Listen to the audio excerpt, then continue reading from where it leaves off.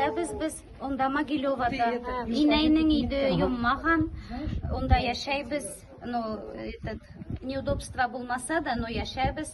Безнең инде өйдә монда бесборые, горячие, холодные, да, туалеты да бесборые, как по-современному. Без уйрәнгән, без хотим то же самое, шулай ук солгалы өйне, чтоб боллар кайтсыннар, внучкам бар минең. Аңа менә 4 яшь булды. Непонятие, что мы без китайдек, потому что безгә было очень больно, вот на это смотреть было больно смотреть. Без китайдек, все, боллар да әйттеләр, колмаң диделәр, потому что страшно было, вот пепель, вот все лежит. Безнең күз улда все без за все годы без китайдек, но без колдык, потому что квартиралар бик дорогой, а без квартиру не хотим, без хотим дом.